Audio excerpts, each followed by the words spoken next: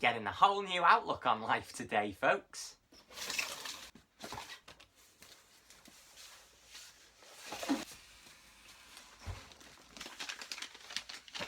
So as you can probably tell, it's time for an unboxing. So if you've been keeping up with the channel,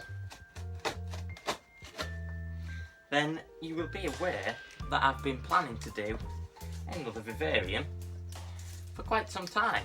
What I originally had planned to do, which I mentioned in the podcast I did with Dylan from Animals at Home, which I will leave a link to in the description and all that good stuff, I mentioned keeping an African species that likes it cool. And that whole shenanigan isn't happening anymore. But I am reverting to plan B.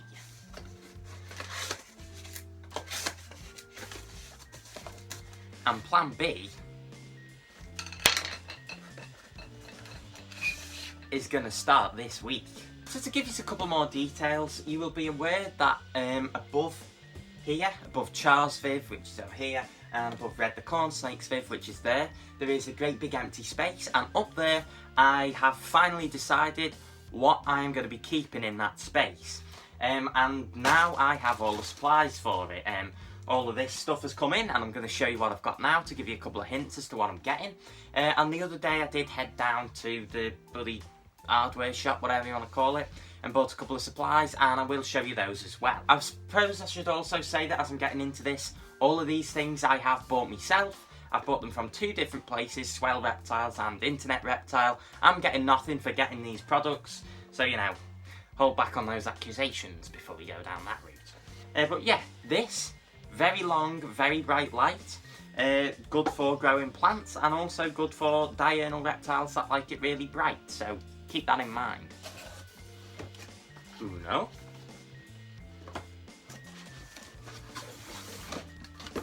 Y dos. Two UVB lamps. Not one, but two. And both the same 6% output UVB.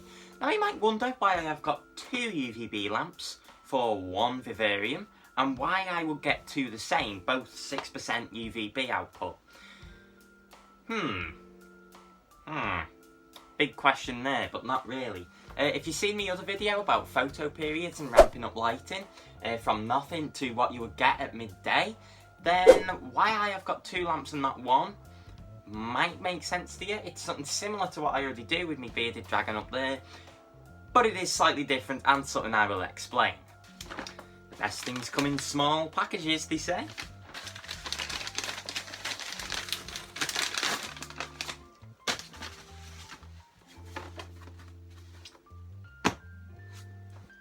Havistat dimming thermostat, the high range one, range of 26 to 40 degrees C. These are, as I've mentioned, my favourite thermostats, just the classic analogue ones, because they're really reliable and you just plug them in like a bog standard mechanical timer and they'll do what you want, really. But high range, the other ones I've got are just the normal range, and I've got two of them on my Chinese leopard snakes, which are up there. And the other thermostats I've got I'll probably replace to these in the future because I just like them. But in this case, this is the first high range one I've got, because the species I'm going to be keeping is going to like higher basking temperatures, so you know, there's another hint for you all. Ooh, invoice, boring. Digital thermometer, needs must.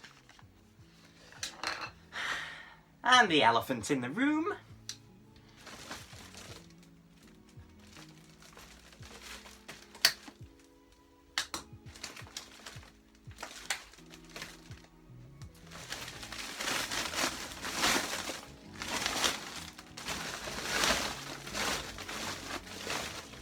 Oh, we've got some good pieces.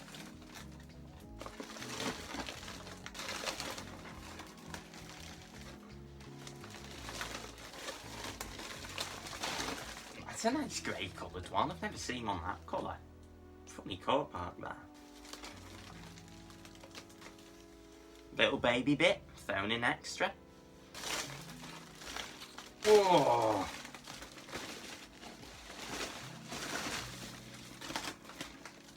If I can pick it all up at once. 5 kilos of cork bark, which is really hard to handle without the bits falling off each other. So let's put it back down. But yeah, if you watched my video a while ago on building the background for my leopard gecko setup, you will see that I went through a lot of cork bark and I bought one of these packs when I did that. Because I am going to be making a full background for this enclosure as well, so that the lizards are able to scurry up and down it without, you know, just bare walls, which both look crap and obviously aren't making the most useness of the useful space in the Viv. But yeah, I do have quite an elaborate plan for the background in this enclosure. Thinking of like a great big rock stack in the middle, then like bits of rock put throughout, and the court like forming different levels throughout, so the lizards can like thermoregulate more accurately. And yeah, a couple of ideas with this. But that's not the last of it, because that's what I've just got through the post. But I do have more stuff as well.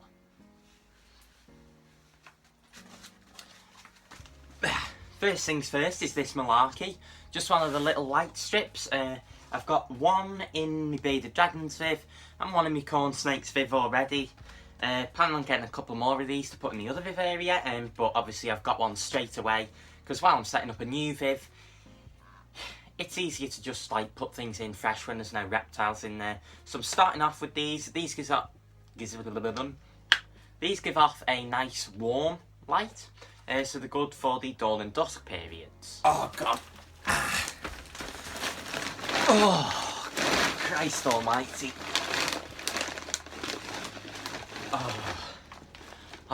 When I take these off me, my kecks are going to be absolutely covered in slate dust now. Watch this.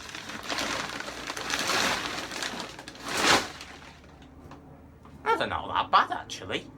So as I was saying about different rock chippings throughout the background, I bought a bag of green slate chippings. You can't really see the colour. They're not like bright green, they're just sort of greeny grey. The nicest colour. I thought they were better than the plum ones. And they give you a workout, I can tell you that. But the idea for these is these are going to be dotted throughout the background and the rock stack. And hopefully they'll just make everything look together. And I'm obviously not going to use this whole bag in one setup because there is a lot of it. So I might go through some of my other setups and add some of this slate too. Add a bit more of a rocky appearance like the leopard gecko Viv and so on. So that should be good.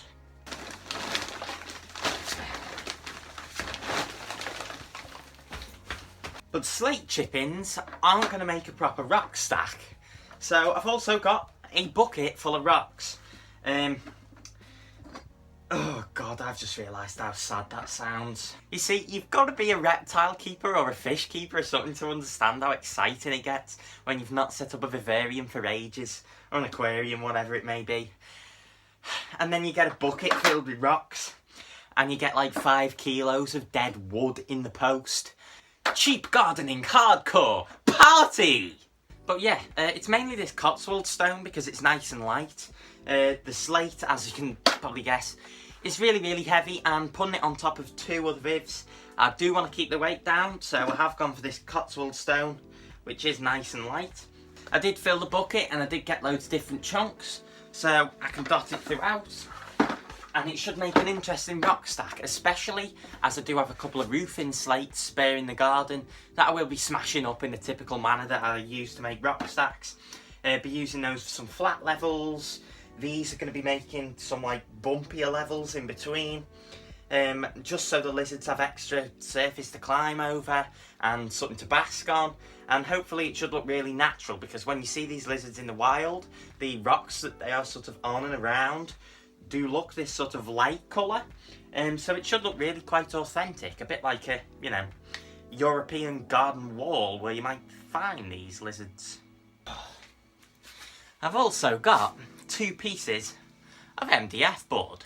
Now you might wonder why I've got this. It's not just for dimensions. It is 120 centimetres long, 60 centimetres wide and 9mm thick.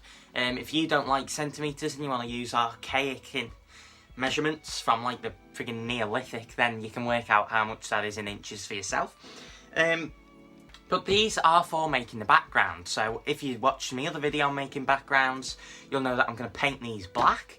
So I have got a tin of black paint, which I won't bother showing you because you know what a tin of black paint looks like. But I'll paint these black, put screws through, hit yourself in the face, put screws through them into the cork bark from the other side. I am going to drill into the rocks as long as it's not going to split them apart, and put roll plugs in them, and then in fact, I'm not going to tell you what I'm going to do. You can subscribe and watch the video in the future. But these things are for the creation of the background and the rock stack. So I've also got a great big old batteny planky doodah, which is for making the substrate barrier thingy. How long is it? 2100mm by 94 by 28. So yeah, this is going to make the substrate barrier at the front. I'll paint one side black and the inside I will waterproof. In the 10 wooden vivarium tips video I did, I showed how I would usually do this with pond liner. This vivarium I am not waterproofing with pond liner. I am using some scrap material that we've got.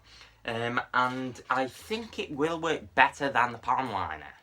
But in case you don't know, if you are going to be using a wooden vivarium, then you do want to be waterproofing it if you're going to have like any damp substrate in it, because over time they will just become knackered with water. These aren't rods for pretending you're fencing or whatever.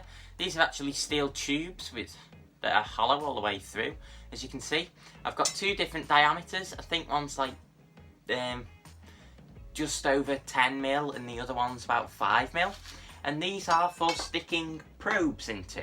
They're the correct size for the probes that I will use on my thermostats, so that the thermostat probe will just go into this big one and the thermometer probes will just go into this small one.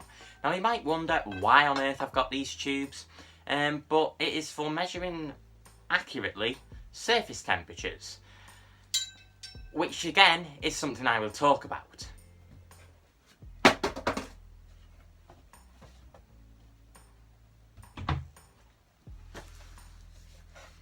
Something I bought from a local electrical shop. This is the heat lamp in this little box. I'll show you the outside of the box so that you can get a flavour for what it actually is. But it's not a typical heat lamp. And using one of these as a heat lamp is a bit of a new idea and something suggested to me by Sam from Herp HQ. Link in the description to his channel. But hopefully this will work, and it should be something really quite interesting for me to show you if it does come off. Now you'll see that there's a 150 watt lamp in this. Now these lizards do like it hot in the basking zone, but 150 watts is probably going to be too high. But if that's the case, then the replacement lamps for this are just like absolutely cheap, so I'll just go out and get a cheaper 80 watt bulb or something, and that'll go in this. It's got the lamp in it, it's got the reflector in it, it's got a little bit of glass so the lizards won't be able to touch it, it's got the mounting bracket. All I need to do once I've got everything set up is get some cables for it, wire it up and plug it in, and there we go, we have an all-in-one heat lamp for a tenner. But yeah, more about this and how I'm going to use it in a future video.